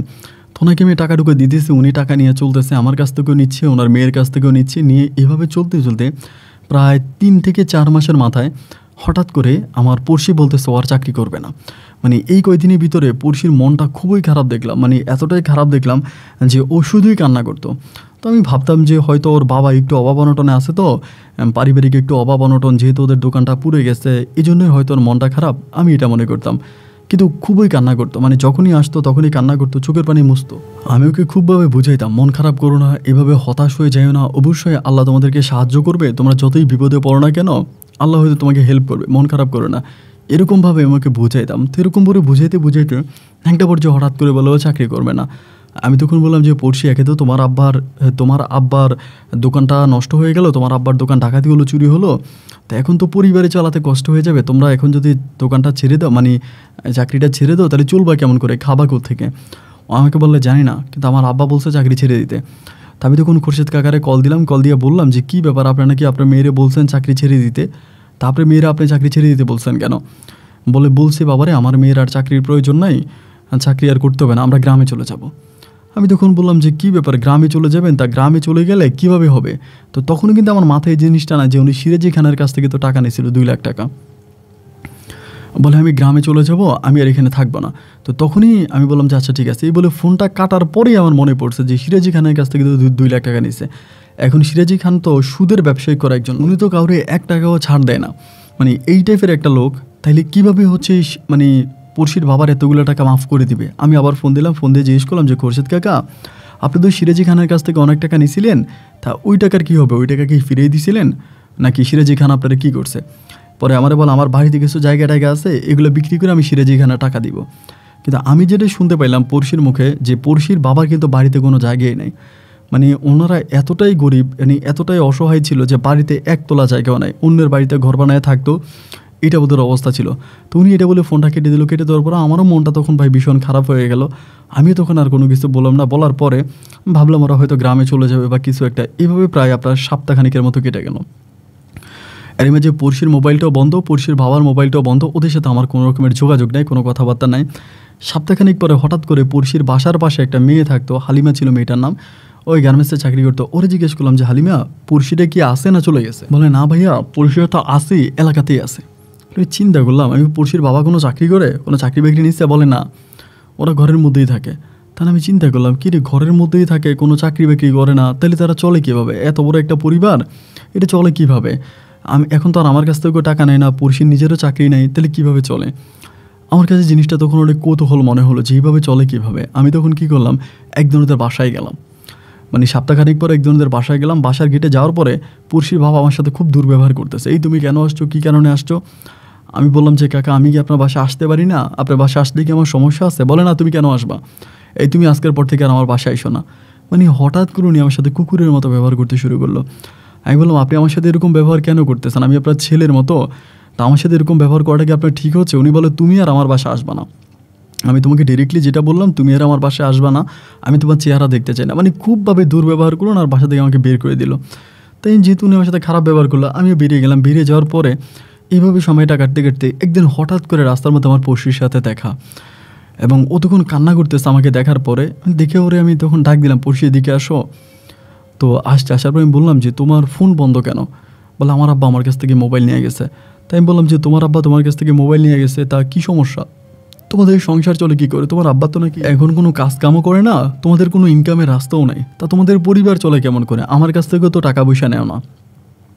পরে আমাকে বলে আপনি আমাদেরকে যা দিয়েছেন তার ঋণই আমরা শোধ করতে পারবো না, আপনি আর নতুন করে আমাদেরকে কী দেবেন? কিছু দেওয়ার দরকার নেই, আমার জন্য দোয়া করেন, আমি যাতে মরে না যাই। এই কথাটা বলে ওর দিন কান্না করতে করতে যখন আমার সামনে থেকে গেল, মানে আমার ভিতরটা তখন এতটাই কষ্ট হচ্ছিলো যে বিষয়টা কি, মানে এরকম কান্না করলো কেন? মানে ওর চোখের পানিতে, ভালোবাসতাম তো ওরে, ওর চোখের পানিতে আমি অনেক কিছু বুঝতে পারছি যে ওর ভিতরে তুফান হইতে আছে, মানে ওর মানে ভিতরটা ফেটে যাচ্ছে, কোনো না কোনো একটা কারণ তো অবশ্যই আছে। তাই এই কোনো না কোনো একটা কারণটা কি, ওর ভিতরে কেন এত কষ্ট, এটা জানার জন্যই আমি একদিন কী করলাম, মানে ওদের বাড়ির সকালবেলা ভোর ওদের বাসার সামনে গেলাম, মানে ছদ্মবেশে গেলাম সকালবেলা ভোরে, যে ওরা আসলে করেটা কি, কিছু না কিছু একটা তো করে, পড়শির বাবা বা পড়শি কিছু না কিছু একটা করে, তা নাহলে তো সংসার চলে কেমন করে? ঘর ভাড়া দেয়, থাকে, খায় অনেক। এই দিন যাওয়ার পরে দেখলাম যে আপনার প্রায় আপনার ওই সময় প্রায় সূর্যের আলো উঠে গেছে আর কি, ওই সময়টাতে 6টা সাড়ে 6টার মতো বাজে। 6:30 বাজে হঠাৎ করে দেখলাম বোরকা পরিহিত অবস্থায় পড়শির বাবা পড়শিরে নিয়ে আসছে, কোত্থেকে জানে, হাইটা নিয়ে আসছে। তা কোত্থেকে আনছে? পরে আমি যে রিক্সা দিয়ে আসছে ওই রিক্সাটা ধরলাম, ধরে বললাম যে মামাই তো সকালবেলা ওদেরকে কোত্থেকে আনছো? বলে সিরাজি খানের বাড়ি থেকে। তাই আমি বললাম সিরাজি খানের বাসা থেকে? সিরাজি খানের বাসায় এত সকালবেলা ওরা গেল কেন? বলে আমি তো জানি না কখন গেছে, এই মেয়ের বাবা আমারে এখান থেকে নিয়ে গেছে গেটের দিকে, আর নিয়ে মেয়ের সিরাজি খানের বাসা থেকে নিয়ে আসছে। মানে আমি কথাটা শোনার পরে মানে একটু থমকে উঠলাম যে কী ব্যাপার, সিরাজি খানের বাসা থেকে নিয়ে আসছে, তার মানে রাতের বেলায় সিরাজি খানের বাসায় ছিল পড়শি। মানে আমার ভিতরে তখন খুব কষ্ট কাজ করতেছিল যে না কিছু একটা মনে হয় এখানে হয়েছে। এই সকালবেলায় আমি তখন ঘরে ঢুকলাম, মানে ওদের ঘরের দরজা নক করতেছে, ওর বাবা দরজা খুলছে, খুলিয়ে আমার সাথে আবারও দুর্ব্যবহার, এই তুমি এখানে কেন শ্যামলা, এই ভিতরে ঢুকেন। ধাক্কা দিয়ে ভিতরে ঢুকেছি, ঢুকে দরজা আটকাই দিছে। দরজা আটকে আমি বলতেছি কাকা কী হয়েছে আপনি আমার বলেন, পড়শি কোথায়? বলে পড়শি গোসল করতেছে।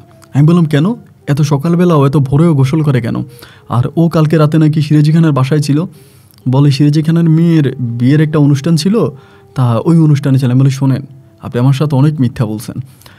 আপনি ভিক্ষা করতেন, হাতের মধ্যে সাদা কাপড় পেঁচিয়ে লোকে আপনাকে ধরে ওখানে মারছিল, সেখান থেকে আমি আপনাকে বাঁচাইছি। আমি আপনার ছেলের মতো, আপনার ছেলে নাই, আপনি বলছেন যে আমি আপনার ছেলে, তাহলে আপনি আমার কাছে মিথ্যা কথা বলতেছেন কেন? সিরাজি খানের তো কোনো মেয়ে নাই, তার মেয়ের বিয়ে হবে কোত্থেকে, আপনি এগুলো কী বলেন? পরে আমার বলে সিরাজি খানের বাসায় কিছু কাজ ছিল, ও গতকালকে রাতে গেছে, গতকালকে রাতে গিয়ে সিরাজি খানের বাসায় কাজ করেছে। আমি বলি না, ও সিরাজি খানের বাসায় কোনো কাজ করে নাই। কী হয়েছে আপনি আমাকে সত্য কথা বলেন। এই কথা বলে আমি তখন পড়শির মারে ধরলাম যে আন্টি আপনি বলুন তো কী হয়েছে। পড়শির মা তখন চিৎকার করে কান্না করতে শুরু করলো। আমি তখন বললাম যে আন্টি আপনি কান্না করতেছেন কেন, আপনি কান্না করতেছেন কেন, কী হয়েছে আপনি বলেন। পড়শির মা তখন বলে বাবা রে, 13 বৎসরের আমার মেয়েটারের টাকার জন্য ওর বাবা নিজে সিরাজি খানের হাতে তুলে দিছে। আমি বললাম মানি। এই কথাটা বলার পরে আমি পিছনের দিকে ফিরে তাকাই, দেখতেছি একইভাবে খোরশেদ কাকাও তখন চিৎকার করে কাঁদতেছে, মানে অজরে কান্না করতেছে। এবং বাথরুমের ভিতরে তখন পড়শি গোসল করতেছে, পানির ছল ছল ছল ছল শব্দগুলো শোনা যাচ্ছে। আমি তখন বললাম কাকা কী হয়েছে, এটা কী শুনলাম আমি? উনি বলে বাবা রে, সিরাজি খাই মনে হয় আমার দোকানটা নষ্ট করছে। ওই আমার মেয়েটার দিকে তাকাই, আমার এই ছোট্ট মেয়ের দিকে তাকাই, আমার ওয়াইফ রে সে, আমার বউকে সে বোন ডাকছে, ডাইকে আমি তার কাছ থেকে টাকা নিতে চাই না রে বাবা, ও আমারে জোর করে টাকা দিয়েছে। এবং ও নিজেই আমাকে ওখানে ব্যবসা করার জন্য জায়গাটাও ঠিক করে দিছে। আমি ওখানে ব্যবসা বাণিজ্য করছি, করার পর আমার দোকানটা লুট হলো, দোকানের মাল চলে গেল, দোকানটা ভেঙে দিল। আমি তো ওরে বললাম যে আমার কাছে টাকা নেই, আমি আপনার টাকা দিব কোত্থেকে? ওই আমার বলে টাকা নেই তো কী হয়েছে, তোর মেয়ে তো আছে, মাঝে মাঝে তোর মেয়েটার আমার কাছে দিয়ে যাইস। আমি বললাম যে আপনি এটা কী বলেন, আমার মেয়ে তো আপনার, আপনি তো আমার থেকেও আরও বেশি বয়স্ক, আমার মেয়ের আমি আপনার কাছে কীভাবে দিব? তা আপনি আমার মেয়েরে বিয়ে করবেন, ঠিক আছে আপনি বিয়ে করেন। সিরাজি খা তখন বলে যে উনি আমার মেয়েরে বিয়ে করবে না, ওনার প্রতি রাতের জন্য আমার মেয়েটারে লাগবে। আমি অনেক চেষ্টা করছি ওনার কাছে না দেওয়ার জন্য, কিন্তু উনি আমাকে আইনের ভয় দেখায়, এই দেখায় ওই দেখায়, এবং আরও অনেকগুলো জায়গা থেকে আমার কাছে ফোন আসছে, আমাকে চাপ দিছে। আমি যদি আমার মেয়েটার ওনার কাছে না দিতাম তাহলে হয়তো আমি এতদিন বেঁচে থাকতাম না, আমার বউটা বেঁচে থাকতো না। আমি বাধ্য হয়ে নিরুপায় হয়ে শুধুমাত্র ওই ঋণ থেকে বাঁচার জন্য আমার মেয়েটার আমি সিরাজি খানের কাছে দিয়ে দিছি। আমি তখন বললাম কাকা এত কিছু ঘটে গেল, আমি তো আপনার ছেলের মতো, আমি তো আপনার সাথে এত মধুর সম্পর্ক, যে এত ঘটনা ঘটলো, এত কিছু ঘটলো, আপনি কি একটাবারের জন্য আমাকে বলবেন না, একটাবারের জন্য আমাকে জানাইতে পারলেন না যে নুমান এরকম ঘটনা? উনি বলে বাবারে, সিরাজে খানা আমারে কইছে যদি ভুলেও এটা কেউ জানতে পারে তাহলে উনি আমাকে মেরে ফেলবে, আমার ওয়াইফকে মেরে ফেলবে, আমার মেয়েকে মেরে ফেলবে, আমাদের কাউকে উনি বাঁচতে দিবে না। এবং এই যে তুমি আমার ঘরে ঢুকছো, তুমি কি জানো আমি তোমার আমার ঘরে কেন আসতে মানা করি? আজকে হয়তো সকালবেলা তুমি এসে ঢুকে গেছো, ওর লোকেরা নাই, কিছুক্ষণ পরে ওর লোকেরা আমার বাড়ি পাহারা দিতে চলে আসবে। আমার বাড়ির চারপাশে সিরাজি খানের লোকেরা পাহারা দেয়, আমরা কোথায় যাই, কী করি, কার সাথে কথা বলি, এই সব কিছু সিরাজি খা দেখে। তুমি যে আমার ঘরে ঢুকছো, আমার মনে হয় না তুমি আমার ঘর থেকে বেরোইতে পারবা, সিরাজি খা তোমাকে ধরে ফেলবে। আমি তখন বললাম কাকা, যখন আপনার এই শহরে কেউ ছিল না, আপনি শহরে ভিক্ষা করে দুমুঠো ভাত খাইতেন, সেই সময় আমি আপনাকে আশ্রয় দিয়েছিলাম, আপনাকে একটা সিকিউরিটি চাকরি দিয়েছি, আপনার মেয়েকে, আপনার ওয়াইফকে আপনি রংপুর থেকে ঢাকায় নিয়ে আসছেন, আমি আপনাকে এই বাসাটা ভাড়া করে দিয়েছি, আমি আপনার জন্য এত কিছু করেছি, আর আপনি আমার উপরে বিশ্বাস করতে পারলেন না। উনি আমার বলে বাবারে আমি ভয়ে ছিলাম। আমি বলি কতদিন ধরে আপনি পড়শিকে ওখানে দিচ্ছেন? উনি বলে যেদিন থেকে ওর গার্মেন্টসের চাকরি বন্ধ করেছি সেদিন থেকে। আর ওর গার্মেন্টসের চাকরি আমি শুধুমাত্র এই জন্যই বন্ধ করেছি, কারণ গার্মেন্টসে চাকরি করলে তো ওইখানে যেতে পারবে না। আর সিরাজি খা নিজেই বলছে গার্মেন্টসের চাকরি ছেড়ে দেওয়ার জন্য, আমাদের বাসার খরচ ওই সিরাজি খাই দিবে, আমাদের বাজার সাজাওয়ার, ঘর ভাড়া থেকে শুরু করে সমস্ত খরচ সিরাজি খা দিচ্ছে। এবং বিনিময়ে আমি 2-1 দিন পর পর আমার মেয়েটাকে সন্ধ্যা রাতে আমি ওনার কাছে দিয়ে আসতেছি। আমি আমার চোখের পানিগুলা তখন ধরে রাখতে পারিনি, অঝরে কান্না করতে শুরু করছি। কান্না করে ওখান থেকে বেরোইছি। বেরোয়ার পরেই দেখলাম সিরাজি খানের পালা কুত্তা দুয়ারের সামনে। আমার বলতেছে, কিরে নুমান, তুই এনে কেন আসলি? আমি সিরাজি খানের কাছে যাব। পরে বলতেছে, কী লেগে? আমি বললাম, আমার কাজ আছে। পরে আমি ওখান থেকে সিরাজি খানের বাসায় গেলাম ডিরেক্টলি। বাসায় যাওয়ার পরে উনি গোসল টোসল করে বসে আসতে বারান্দায়। আমি বললাম যে, সালাম দিলাম, কাকা ভালো আছেন? পরে বলে, তোমার তো চিনলাম নি, আমার নাম নুমান। পরিচয় দিলাম যে আমি অমুকের মেসে থাকি। পরে বলে, ও আচ্ছা ঠিক আছে, আসো ভিতরে আসো, বসছে। পরে আমি বললাম, কাকা আপনার কাছ থেকে তো 2 লক্ষ টাকা খোরশেদ কাকা নিছিল, টাকাটা কি দিছে? পরে আমারে বলে, 2 লক্ষ টাকা খোরশেদ আমার কাছ থেকে নিছে, এটা খোরশেদের বিষয় আর আমার বিষয়, তুমি এখানে কথা বলতেছো কেন? আমি বললাম, কাকা শোনেন, প্রশাসনিক লেভেলে আমারও 2-1 লোক আছে। আমি খবর পাইছি যে আপনি ওনার কাছ থেকে 2 লাখ টাকার বিনিময়ে আপনি ওনার মেয়েকে প্রতি রাতের বেলায় আপনার কাছে আনতেছেন। কথাটা কি সত্য? এইটা বলা মাত্রই সে তখন তার চোখ টোক লাল করে ফেলে। লাল করে আমার বলছে, তোর এত বড় সাহস, তুই আমার কাছে এসে এই সমস্ত কথা বলতেছিস? এরকম করে তখন আমার ওনার সাথে কথা কেটে ঝগড়াঝাটি হয়। সকালবেলা তো অনেকেই রাস্তাঘাটে ব্যায়াম ট্যায়াম করে, তারা দেখতে পাইছে যে ঝামেলা, অনেকেই তখন আসছে। সিরাজি খান তো সুদের ব্যবসা করতো, সবাই জানতো। আইসা সবাই বলতেছে, কী হয়েছে এখানে? আমি তখন সিরাজি খানের বললাম, কি আমি সবারই বলবো আপনি কী করছেন? আপনি বিগত দিনগুলোতে কী করছেন আমি কি এগুলো সবার কাছে বলবো? সিরাজি খা তখন বলতেছে, ঠিক আছে, আমার কাছ থেকে যে 2 লাখ টাকা নিয়ে গেছে, তুই আমার 2 লাখ টাকা দিয়ে দে। আমার 2 লাখ টাকা দিয়ে দিলেই তো আমার ঝামেলা মুক্ত হয়ে যায়। আমি আর কাউরে আমার কাছে আনার দরকার নাই, আমার কোনো ঝামেলার দরকার নাই। আমি বলি, ঠিক আছে, আমি আপনার 2 লাখ টাকা দেবো, আপনি আমার সময় দেন। উনি বলে, সময় কি এখনকার দিবি? আমি বলি, এখন না, আপনার কাছ থেকে আমি টাকা ধার নিয়েছি, ঠিক আছে, আমি আপনার কাছে 1 সপ্তাহ সময় চেয়েছি, আমি 1 সপ্তাহের মধ্যে আপনার টাকা দিব।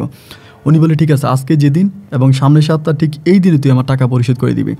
আমি বললাম, এই দিন পর্যন্ত আপনি কিন্তু খোরশেদ কাকারে বা তার পরিবারের সাথে কোনো কথা বলতে পারবেন। উনি বলে, ঠিক আছে, বলবো না। আমি তার সাথে, তার পরিবারের সাথে, তার মেয়ের সাথে আমি কারোর সাথে কোনো কথা বলবো না।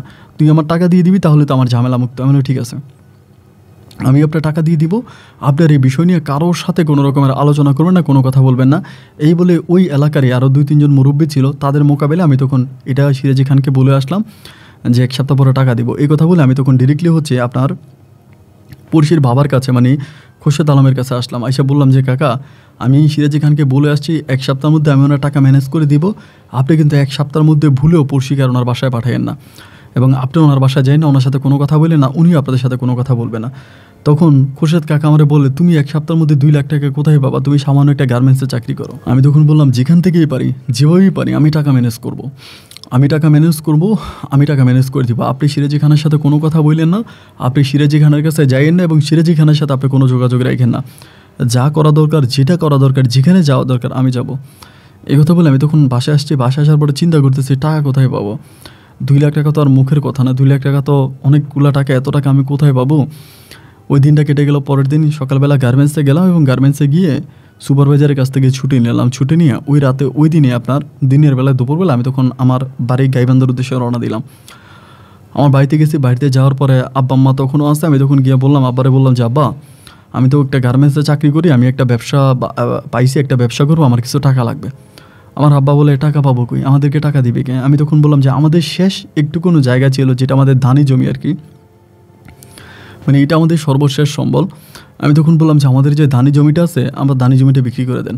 আমার আব্বা বলে, তুই কি পাগল হইছস? এইটুকুন জমি আছে, এটার ভাত খেয়েই তো আমি বেঁচে আছি, এটার ভাত খেয়ে আমি বেঁচে আছি, এই জমি আমি বিক্রি করবো না। আমি বললাম, আব্বা এই জমিটা আপনি বিক্রি করেন, এই জমিটা বিক্রি করে আমার টাকা দেন, মাসে মাসে আমি আপনার অনেক টাকা দিব, আপনি জমিটা বিক্রি করে দেন। আমার আব্বা জমি বিক্রি করবে না, মায়ের সাথে ঝগড়া করে, মা আমার সাথে ঝগড়া করে, আমি আব্বা আম্মার সাথে ঝগড়া করে শেষ পর্যন্ত এই জমিটা বিক্রি করার সম্পূর্ণ পরিকল্পনা করে ফেলি। এবং একটা পর্যায়ে আমি তখন জমিটা বিক্রি করার পরে 2,20,000 টাকা টোটালি হয়, দলিলের টাকা ঢুকে সব কিছু বাদ দিয়া 2 লাখ টাকা আমি তখন নিয়ে আসি। 20,000 টাকা আমার আব্বা আম্মার হাতে দিয়ে 2 লাখ টাকা নিয়ে এসে আমি তখন যেসব 2 জন মুরব্বী ছিল, সেই মুরব্বীদের সম্মুখে আমি তখন এই 2 লাখ টাকা তখন ওই আপনি সিরাজি খানার হাতে তুলে দিলাম যে, ঠিক আছে, আপনি 2 লাখ টাকা নেন, এবং ওর বাবার কাছ থেকে আপনি যে দলিল নিছিলেন বা যে কাগজ নিছিলেন 2 লাখ টাকার বিনিময়ে, ওই কাগজ দিয়ে দেন। ওদের মাঝে একটা স্ট্যাম্পিং হয়েছে যে 2 লাখ টাকা উনি ধার নিছে, এইটা লেখা আছে। পরে আমি ওই কাগজটা নিয়ে নিলাম, 2 জনের মোকাবেলা কাগজটা নিয়ে আমি তখন আসছি। আসার পরে আমি তখন কাকারে জড়াই ধরে বললাম যে, আমি আপনাকে 2 লাখ টাকা ঋণ মুক্ত করে দিয়েছি। উনি আমাকে তখন জড়িয়ে ধরে চিৎকার করে কাঁদতেছে, বলে, বাবারে, আমার যদি নিজের সন্তান থাকতো, তা আমার নিজের সন্তান আমার জন্য এরকম করতো না। তুমি আমার জন্য যা করছো, আমি তোমার ঋণ কখনোই শোধ করতে পারবো না, তুমি আমার কাছে আমার সন্তানের মতো। এরই মাঝে পড়শির আম্মা তখন বলতেছে, পড়শিকে নাকি তুমি ভালোবাসো, তুমি কি পড়শিরে বিয়ে করবা? ওই কথার মধ্যে আমি তখন বলি, কাকে আমি পড়শিরে ভালোবাসি, পড়শি আমার সাথে যে বেইমানি করেছে এরপরে কি আর পড়শির বিয়ে করা যায়? ও তো আমাকে কিছুই বলে নাই। ও যে আমাকে ভালোবাসে এটাও তো আমাকে আপনাদের কাছে বলে নাই। ও এত বড় একটা খারাপ কাজ করতে যাচ্ছে, ও আমাকে বলা দরকার ছিল না? পড়শির মা তখন আমার হাত চাপা ধরে বলে, বাবা রে, আমি তো তোমার মায়ের মতো, আমি তোমার মায়ের বয়সী, আমার মেয়েটার উপরে কোনো রাগ ক্ষোভ রাখো না। আমার মেয়েটা ছোট মানুষ, বুঝতে পারে নাই। ওর বাবা যেখানে নিয়ে গেছে ও সেখানেই গেছে। ওর বাবা যেটা করতে বলছে ও সেটাই করছে, ও তো বুঝে নাই। তুমি ওরা মাফ করে দাও, মাফ করে দিয়া তুমি ওরা কবুল করে নাও। আমি তখন বললাম যে ঠিক আছে, আমি ওর বিয়ে করব। পরে পারিবারিকভাবেই তখন সেখানে পড়শির সাথে আমার বিয়ে হয়। পারিবারিকভাবে বলতে আমার গার্মেন্টসে যে 2-3 জন লোক ছিল ওরা ওরা ওরা থাকে, এবং আমার গার্মেন্টসের যিনি সুপারভাইজার উনি থাকে, এবং পড়শির আশেপাশের মানে বাসার কিছু মানুষ, ওরা সব মিলে তখন পড়শির সাথে আমার বিয়ে হয়। বিয়ে হবার পরে আমি আর পড়শি তখন একইভাবে আবার এসে গার্মেন্টসে চাকরি করি। পড়শিও তখন গার্মেন্টসে চাকরি করে, আমিও চাকরি করি। তো যে টাকা বেতন পাচ্ছি ওই টাকা বাড়িতেও পাঠাচ্ছি, পড়শিও তার বাবা মাকে খাওয়াচ্ছে, এবং আমি অল্প সময়ের ভিতরে মানে অল্প কিছুদিনের ভিতরে পড়শিকে আমি অপারেটর বানাই ফেলবো। এরকম করতে করতে প্রায় আপনার 20 থেকে 25 দিন পরেই, মানে আমার বিয়ের 20-25 দিন পরেই হঠাৎ করে আমি একদিন গার্মেন্টস থেকে আসতেছি আপনার সন্ধ্যার পরে হঠাৎ করে একটা পুলিশের টল পুলিশের গাড়ি, আপনার হাইওয়ে পুলিশ আমাকে তখন ধরে বসছে। হাইওয়ে পুলিশ ধরে আমারে বলতেছে, তুই বেটা গাঁজার ব্যবসা করস। আমি বললাম যে আমি গাঁজার ব্যবসা করি মানে কি বলেন? আমার তখন হাতে টিফিন বক্স ছিল। তা বলে যে তুই গাঁজার ব্যবসা করো, দে তো টিফিন বক্স দে তো। আমার তখন টিফিন বক্স দিল, এবং আমি বললাম যে আমি খাবার খাইছি, খাবার খাওয়ার পরে টিফিন বক্সটা খালি টিফিন বক্স ধুয়ে রাখছে। এই কথা বলার পরে পুলিশ তখন টান দিয়ে টিফিন বক্সটা নিল, এবং টিফিন বক্সটা আমার সামনে খোলার পরে টিফিন বক্সের ভিতরে গাঁজার পটলা, প্রায় 10-15টার মতো গাঁজা, এগুলোর পটলা। আমি তখন বললাম যে এই টিফিন বক্স আমি নিজে ধুইয়া মুইসা আমি এটা ক্যান্টিনে রেখে দিছি, এবং ক্যান্টিন থেকে আমি আমার খালি বক্স নিয়ে আসলাম। এখানে আসার পর এটার মধ্যে গাঁজা ঢুকলো থেকে। পুলিশ আমার বলে, আমরা কি জাদু জানি নাকি ম্যাজিক জানি? তোর চোখের সামনেই তো নিলাম। কয়েকটা লোকেরা তখন ডাক দিয়ে বললো, কাকা দেখেন এখানে এগুলো কি? লোকেরাও বলতেছে গাঁজা। বলে, আপনারা দেখছেন তো? দেখছি। পুলিশ তখন ভিডিও করতে শুরু করলো, এবং ভিডিও করে সেখান থেকে আমাকে হ্যান্ডকাপ পরে আমাকে থানায় নিয়ে গেল। এবং আমার তো আসলে কেউ নাই গ্রামে। আমার আব্বা আম্মা আমার উপরে রাগ, কারণ আমি কিছুদিন আগেই ওদের কাছ থেকে টাকা এনে আমি এখানে পড়শির বাবারে মুক্ত করছি, অনেকগুলো টাকা দিছি। সেখানে তারাও আমার উপরে রাগ। আবার এদিকে আমার তো এখানে কেউ নেই, ওইখানে আমার আটকায় রাখছে। 2 দিন পড়শি আমাকে দেখতে আসছিল, এরপরে পড়শি আর আমাকে দেখতে আসে না। আমি তখন এখানেই পড়ে আছি। সামান্য গাঁজার মামলায় আমি 1 মাস 2 মাস নয়, 1 বছর 2 বছর নয়, দীর্ঘ 4 বছর, 4টা বছর আমি জেল খাটি। আমাকে শুধু গাঁজার মামলায় ধরা হয়, এবং গাঁজার মামলার সাথে আরও অনেকগুলো মামলা দাঁড় করিয়ে আমাকে এমনভাবে ঢুকাই দেওয়া হয় যে আমার 4টা বছর জেল কাটে। এবং আমি জেলখানায় থাকা অবস্থায় জানতে পারছি আমার গার্মেন্টসের দারোয়ানকে টাকা দিয়ে, আমার গার্মেন্টসের লোকদেরকে টাকা দিয়ে সিরাজি খা এই ঘটনাটা ঘটাইছে। আমি গার্মেন্টসে থাকা অবস্থায় জানতে পারছি, কিন্তু পুলিশ তো আমাকে হাতে নাতে ধরছে। আমার তো আর কিছুই করার ছিল না। এরপরে আমার জীবনটা এরকম হয়ে গেল, এবং 4 বছর পর জেল থেকে বের হওয়ার পরে যে জিনিসটা দেখলাম, আমার কাছে মনে হলো যে এই জিনিসটা দেখার আগে যদি খোদা আমার মৃত্যু দিয়ে দিত সেটাই হয়তো ভালো ছিল। আমি 4 বছর পর দেখতে পারলাম যে সিরাজি খা পড়শিরে বিয়ে করছে, এবং পড়শিকে বিয়ে করার পরে পড়শি সিরাজি খায়ের সাথে আসে, এবং পড়শির যে বাবা মা তারা আগে যেখানে ভাড়া থাকতো ওখানেই ভাড়া আছে। আমি আসার পরে আমি পড়শির বাবারে বললাম যে এটা কি হইল। 4 বছর পর জেল থেকে বেরোয়ার পরে পড়শির বাবারে বললাম যে এটা আপনি কী করলেন? উনি আমারে বলতেছে, আমি যেটা করছি আমি ভালোই করছি। আমার মেয়ের আমি বিয়ে দিছি, সিরাজি খা ধর্ম মতো আইন মতো কলমা কাবিন পরে আমার মেয়ের বিয়ে করছে। আমি বললাম যে আমি তো পড়শির জামাই ছিলাম। উনি বলে, আমার মেয়ে তোমার ডিভোর্স করছে, তুমি গাঁজার ব্যবসা করো, তুমি মদের ব্যবসা করো, তোমার ডিভোর্স করবে না। আমি তখন বললাম, কাকা আপনি কি ভুলে গেছেন আমি আমার বাবা মায়ের শেষ সম্বলটুকু বিক্রি করে আইনে আমি আপনার এই সিরাজি খায় ঋণ থেকে মুক্ত করছি। তা উনি বলে, করছো তো? আমি তো অস্বীকার করি না। আমার মেয়ের সিরাজি খা পছন্দ করছে, এবং পছন্দ করে সিরাজি খা আইন আদালত মতো আমার মেয়ের বিয়ে করছে। আমি তখন বললাম, এটা আপনি কোনো কথা বললেন? আমি জীবিত থাকা অবস্থায় আপনারা একটাবার আমাকে জেলে দেখতে গেলেন না, আমাকে জেল থেকে আনলেন না, বের করলেন না, এবং বের করার কোনো প্রসেস তো দূরের কথা, একটাবার আমাকে জেলে দেখতেও গেলেন না। আর এদিক দিয়ে আপনারা আমার বউটার আরেক জায়গায় বিয়ে দিয়ে দিলেন। তো এখানে আমার কিছু মানুষের সাথে পরিচয় আছে, এলাকায় চলাফেরা করি, এবং সবার কাছ থেকে আমি তখন চলতে ভাই আমি একটা খবর শুনতে পাই।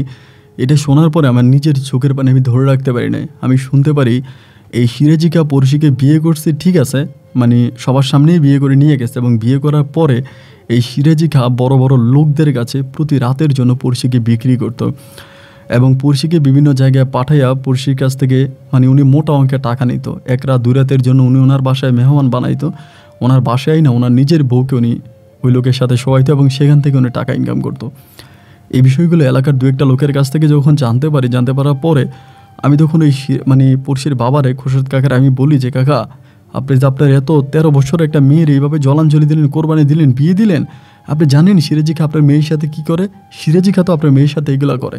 আপনার ওই ছোট্ট মেয়েটার শরীর বিক্রি করে সিরাজি খা লাখ লাখ টাকা ইনকাম করতেছে, আপনি কি এটা জানেন? উনি আমার বলে এটা আমার জানার বিষয় না, আমি আমার মেয়ের আইনত বিয়ে দিয়েছি এবং আমার মেয়ে যদি ওইখানে বিয়ে বসে বা আমার মেয়ের উপর যদি কোনো অবিচার হয় বা কেউ যদি করে, আল্লাহ তাআলার কাছে এটা তার স্বামী দায় দিবে, আমি তো দায় দিব না। সে যদি তার স্বামী যদি তাকে কোনো অবিচার করে, কোনো অন্যায় করে, আল্লাহ তাআলার কাছে তার স্বামী দায় দিবে, আমি দায় দিব না। আমি কি করব? আমি তো আইনত আমার মেয়েকে বিয়ে দিছি। হ্যাঁ বলে কাকা, আপনি কাজটা ঠিক করেন নাই, আপনি এই কাজটা চরম অন্যায় করছেন, একজন বাবা হিসাবে আপনি চরমভাবে অপরাধ করেছেন। ওই তখন আমাকে বলতেছে, তুমি এত কথা বলো কেন? তোমার সাথে তো আমার মেয়ে ডিভোর্স হয়ে গেছে, এরপর আমার মেয়ের আমি কোথায় বিয়ে দিছি না দিছি এগুলো কিছু তোমার জানার দরকার নাই। এরপর আমি নিজে হাতে নাতে একটা লোকের মাধ্যমে আমি নিজে জানতে পারছি, ওই এলাকারই একটা লোক, সে আবার ব্যবসায়িক লোহার ব্যবসা করে, সে বলে সে আমার ওয়াইফের সাথে পড়শির সাথে এক রাত থেকে আসছে এবং 12,000 টাকা দিচ্ছে সিরাজি খানকে। এবং এরকম অনেক লোককে সিরাজি খান ওনার বাসায় মেহমান হিসাবে নিয়ে যেত এবং ওনার ওয়াইফের সাথে রাখতো। শেষ পর্যন্ত আমি তখন আইনের আশ্রয় নিলাম। আইনের আশ্রয় নিয়ে আমি পুলিশ প্রশাসনকে পুরোটা বিষয় জানালাম। থানা থেকে আমি পুলিশ নিয়ে সিরাজি খানের বাসায় গেলাম। বাসায় যাওয়ার পরে সিরাজি খানের সামনে আমার প্রাক্তন বউ পড়শিকে পুলিশ জিজ্ঞেস করলো যে আপনার প্রাক্তন স্বামী যে অভিযোগ করলো যে আপনার সাথে এই ধরনের কাজ হয়, আপনার বর্তমান স্বামী সিরাজি খা আপনাকে দিয়ে এগুলো করে, এগুলো কি সত্যি? আপনি এগুলো বলেন। আমার বউ পড়শি তখন পুলিশকে বলতেছে যে সে আমাকে ভালোবাসছে এবং আমাকে বিয়ে করছে, বিয়ে করে সে আমাকে টর্চার করছে, আমাকে মানসিকভাবে অত্যাচার করছে, আমাকে অপমান করছে, আমাকে অপদস্থ করছে, আমার গায়ে হাত তুলছে। একটা পর্যায়ে আমি তাকে ছেড়ে চলে আসছে। আমার আব্বা আম্মা তখন আমাকে সিরাজি খানের কাছে বিয়ে দিয়েছে। এটাও সহ্য হচ্ছে না, এটাও মেনে নিতে পারতেছে না।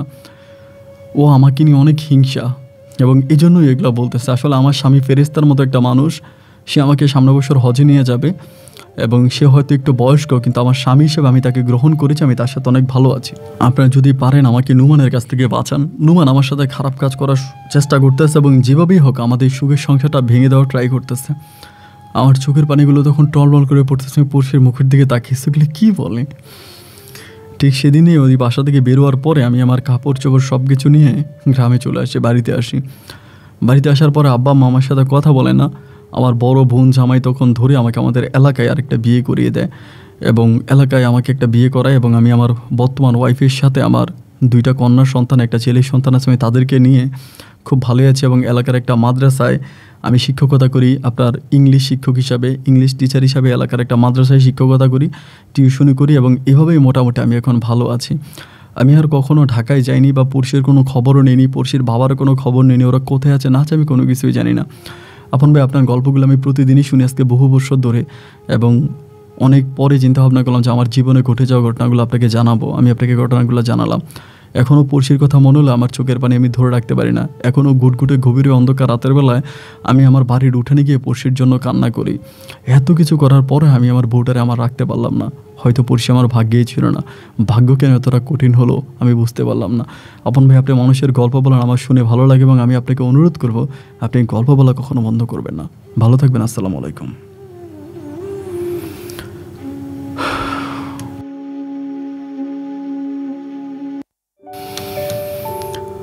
আমাদের এই ছোট্ট জীবনটা কারোর জন্য রং তামাশা আর কারোর জন্য শুধুই হতাশা। কারোর জন্য রং তামাশা আর কারোর জন্য হতাশা। দেখেন, নুমান তার জীবনের সর্বোচ্চ চেষ্টাটুকুন করেছে পড়শির সাথে থাকার জন্য, কিন্তু বিধাতার কি নির্মম পরিহাস যে শেষ পর্যন্ত তাকে পড়শিকে ছাড়তেই হলো এবং এমন এক জায়গায় পড়শিকে সে ছেড়ে আসলো।